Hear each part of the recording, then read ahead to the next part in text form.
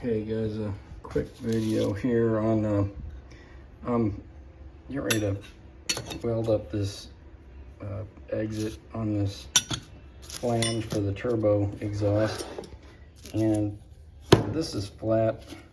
I had to cut this weird angles, and you know, to get it to where it needed to go.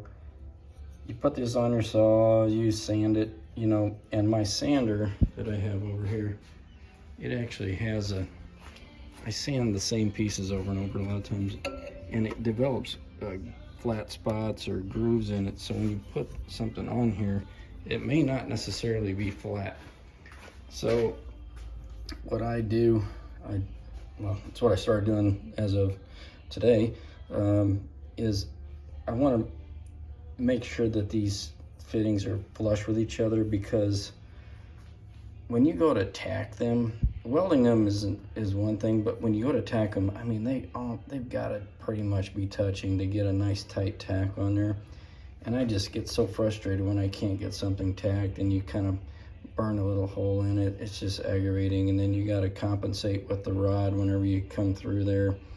So what I'm doing now is, you know, I want this thing on here completely flat, and you know, if you can see, there's a little gap right there. So how do you know if it's flat? So I put, again, you guys know I love die-chem. I put a little die-chem on the edge, you know, just like I've done with this one, just on that edge.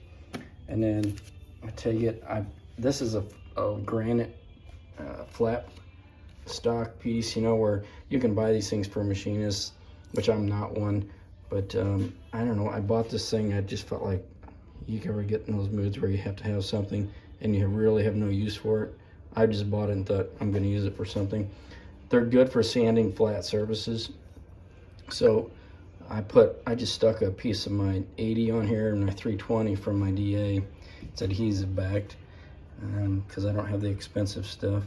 And then you can see that that's got a blue mark on it yet. So, you know, I lay that on there. I hold it with both hands to keep it as flat as possible, and then just you can do a figure 8 or just do your, you know, back and forth this way until that thing comes flat.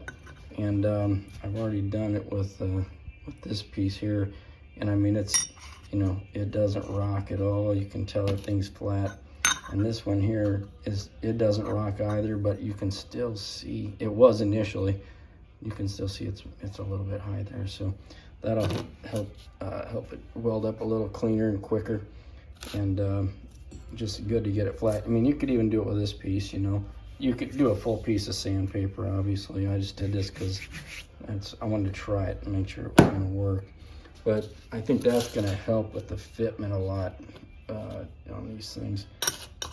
So, yeah, that's all I got.